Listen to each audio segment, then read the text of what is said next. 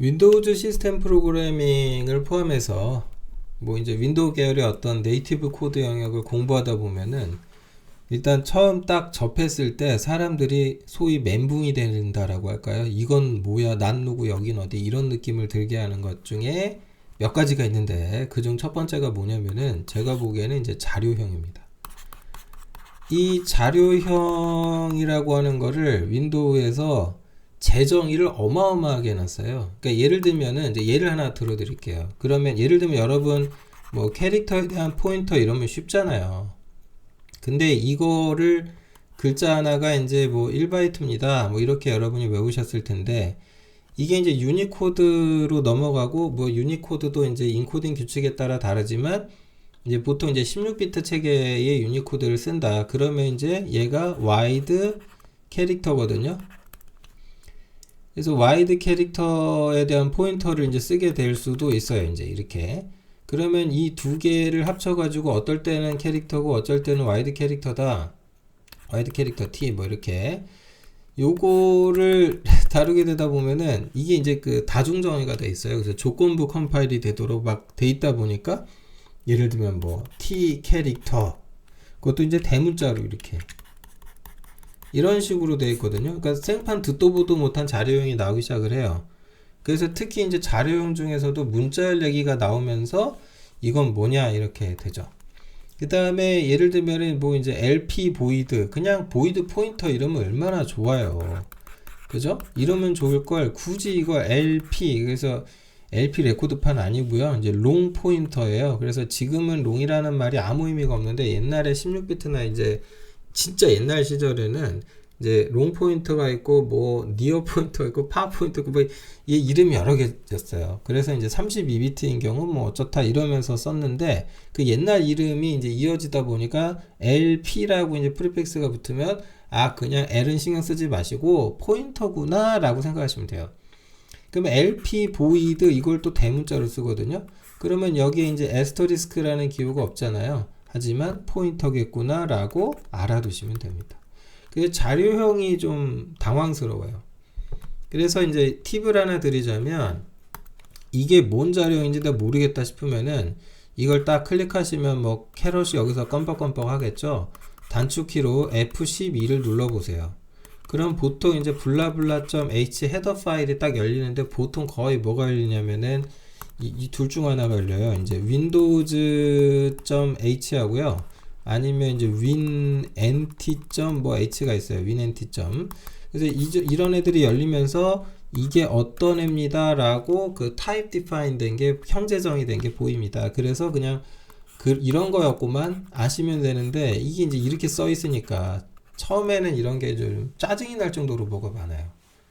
정말 짜증이 날 정도로 많습니다. 그래서 좀 당황해 하지 마시고 요거 보시라는 거예요. 그 다음에 이 자료형도 형인데 이제 두 번째로 좀 멘붕이 되는 게 갑자기 이제 그 핸들이라는 말이 이제 굉장히 많이 나옵니다. 핸들하고 뭐 디스크립터 나오는데 그 리눅스나 유닉스 계열에서는 디스크립터라는 표현을 더 쓰는 것 같아요. 근데 윈도우에서는 이제 핸들 얘기가 잔뜩 나옵니다. 그래서 이제 이런 부분들은 뭐지? 이게 뭐 이런 거가 있는 건가? 이렇게 생각하시면 안 돼요. 이거는 사실은 어떤 개념적인 표현이다 라고 이해하시면 됩니다. 자, 그래서 이런 얘기들 중요하다. 안 그러면 이제 멘붕 될 수도 있으니까 그냥 이게 뭐지라고 실체를 알려고 하지 마세요. 여러분이 사랑이 뭐냐 우정이 뭐냐 그런 개념적인 질문을 하면 그것에 대해서 실체적인 정의라는 걸 굳이 내릴 필요가 사실 없잖아요. 개념적으로 받아들이면 끝날 일입니다. 사는 동안 정의하시면 되잖아요. 그죠? 그래서 대전제로 좀 여러분들한테 좀 말씀을 드리고 싶은 게 약간 어떤 의미냐면 내가 이걸 알고 시스템 프로그래밍을 공부했더라면 조금 덜 고생하지 않았을까? 그래서 역시 이 대전제라는 것도 좀 이렇게 외우시면 좋겠다라는 거예요. 그러니까 여러분이 길을 잃지 않기 위해서 반드시 하셔야 되는 게 지금 뭐 우리 수업 중에 계속 이제 뭐 예제도 작성도 할 거고 만들어진 예제를 보기도 하겠죠. 그러니까 이 예제, 즉 내가 작성하는 이 코드가 몽땅 뭐다? 네, 실행의 주체입니다. 실행 주체다. 그리고 그 실행 주체가 어떤 인스턴스와 즉 구체화 됐을 때는 즉 실행이 됐을 때는 기본적인 형식은 프로세스예요. 그러니까 모든 것의 주체, 주어는 프로세스예요. 적어도 프로세스이거나 혹은 스레드인데, 그러니까 실행이라고 말을 할 수 있는 애가 시스템 프로그램, 윈도우즈 시스템 프로그래밍에서 두 놈이에요. 두 놈인데 그게 프로세스거나 스레드거나. 그러니까 프로세스가 혹은 스레드가예요. 뭘 한다라는 거예요. 혹은 할 수 없다라거나. 그래서 얘가 이제 어떤 능동적 행위, 즉 코드의 주체이고 나머지는 싹 다 대상체, 즉 다른 말로 하면 객체인 거죠. 예를 들어서 주체가 여기에서 무엇인가 객체를 생성할 수도 있고 아니면 만들어진 걸 개방해서 쓸 수도 있어요. 그리고 그 객체 자체를 없애버린다라거나 아니면 다 썼으니까 닫아가지고 그냥 놔둔다라거나 이럴 수가 있는 거거든요.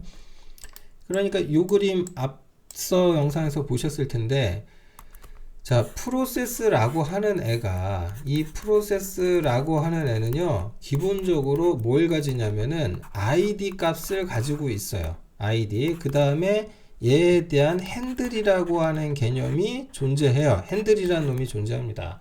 그래서 id는 주로 뭐 할 때 쓰냐면은 이건 식별할 때. 그럼 핸들이라는 건 언제 쓰냐? 주로 제어할 때 써요. 구체적으로 제어를 할 때. 핸들도 프로세스에 대한 식별자이지만 좀 더 정교한 정보고, id는 그냥 정수예요. 정수. 부호가 없는 이제 unsigned 인티저다, 그렇게 생각하시면 됩니다. 양의 정수입니다. 그래서 프로세스 id는 학교에서 여러분이 반의 번호 같은 거 있잖아요. 그런 개념. 그러니까 주민등록 번호 정도 되는 거고, 반번호에서 반에서 번호라든가. 핸들이라고 하는 것은 직접적 통제를 가할 수 있는 어떤 식별자입니다. 그러니까 id를 뛰어넘는 거다라고 생각하시면 되겠습니다. 그러니까 이렇게 되겠죠. 어떤 프로세스가 이제 파일이라고 부르는 애가 이렇게 있다면 이 파일은 객체 혹은 대상체가 되겠죠. 이 프로세스는 주체가 되는 거고, 그럼 주체가 이 대상체한테 대해서 뭔가 접근이라는 걸 하겠죠. 근데 이 접근이라고 하는 거 잘 생각해 보면은 뭐가 있기 마련이냐면 크게 세 개예요. 읽던지 쓰던지 실행하던지예요. 물론 이제 그 외에 이제 뭐 이런 것도 있을 수 있겠죠. 크리에이트를 한다거나, 그러니까 없는 파일을 생성한다거나, 뭐 아니면 이제 오픈할 수도 있겠죠. 그러면 생성을 했으면 삭제시켜 버릴 수도 있겠죠. 딜리트 할 수도 있을 거 아닙니까? 오픈했으면은 클로즈 할 수도 있겠죠. 뭐 대략 이럴 겁니다. 그 외의 접근은 읽던지 쓰던지 실행하던지인데, 읽는다라는 것의 그러니까 범주 안에 개방도 포함되는 거죠. 쓴다라는 범주 안에 삭제가 포함이 됩니다. 생성도 포함이 될 거고요. 실행은 좀 다른 얘기죠. 이건 데이터뿐만 아니라, 그러니까 데이터라는 거는 이제 물리적인 메모리를 일정 부분 사용한다는 건데, 요 실행이라는 것은 이제 CPU까지 쓰겠다라는 것이고, 어떤 정보가 행위의 주체로서 등극하시는 거죠. 네, 그래서 접근이다라고 하면 이 세 개 중에 하나다라고 잘 알아두시고, 뭐 요 생각을 꼭 항상 머리에 하고 계세요. 그러니까 내가 지금 뭘 배운다 이거예요. 그럼 걔는 프로세스일까 아니냐, 즉 뭔가의 주체냐 대상체냐. 예를 들면 내가 지금 프로세스에 대해서 배워요. 그럼 주체죠. 내가 파일에 대해서 배워요. 그럼 뭐야? 객체죠. 내가 DLL에 대해서 배워요. 그럼 얘는 주체가 될 수 있는데, 여러 주체들의 공용적으로 활용될 수 있는 코드를 만드는 거죠. 뭐 이런 식으로 둘을 좀 구분해서 생각을 하셔라. 그리고 또 하나, 이제 방금 말씀드린 것처럼 핸들 얘기, 또 하나가 아니라 핸들 얘기를 좀 이어가서 보면은 이 핸들의 실체가 대체 뭘까? 이 핸들이라고 하여튼 더럽게 많이 나오는데 윈도우즈 프로그래밍 하다 보면은 결국 뭐냐? 포인터예요. 그리고 핸들하고 비슷한 말 중에 뭐가 있냐면 토큰이 있어요. 그러니까 핸들이라고 하는 것이 기본적으로 이제 여러분이 방금 말씀드린 것처럼 포인터입니다 라고 하면은, 그럼 포인터는 결국 뭔가 얘가 가리키고 있는 대상이 있는 거잖아요. 그쵸?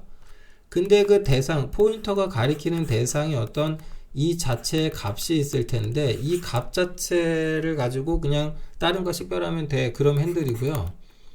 이걸 가져갔더니 여기에 이제 이만한 구조체가 나와가지고 거기에 뭐 잔뜩 정보가 들어가 있고 여기서 뭘 따라가면 뭐가 또 나오고 이것 따라가면 뭐가 또 나오고 이러잖아요. 그러면 보통 토큰이라고 불러요. 항상 그런 건 아니에요. 근데 대체적으로 그래요. 네, 토큰이다 그러면은 조금 더 이제 핸들에 대한 토큰인데 이 따라가 보면은 이제 어떤 구조체가 나오는 경우가 굉장히 많다.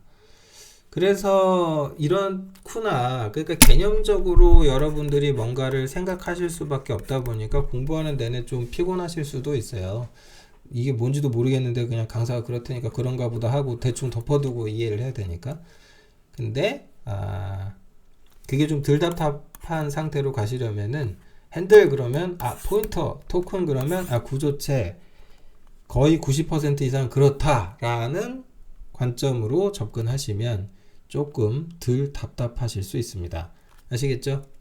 네, 그래서 좀 요 대전제들을 앞으로 강의 초반에는 좀 의도적으로 계속 말을 할게요. 주체다, 대상이다, 어쩌다 이런 소리를 좀 할 텐데 뭐 이게 이제 그 완벽한 공식 용어는 아니고요. 제가 공부하다가 그렇게 이제 카테고리를 나눈 겁니다.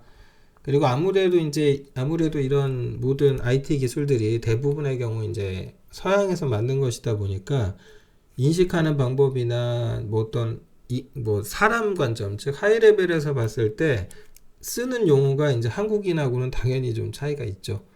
예, 그래서 이제 이런 조금 이제 주관적인 해석인데요. 이런 대전제니 뭐 이런 것들이 그래서 좀 다뤘다라는 것만 좀 참고하시면 될 것 같습니다. 네, 다음으로 넘어가도록 하겠습니다.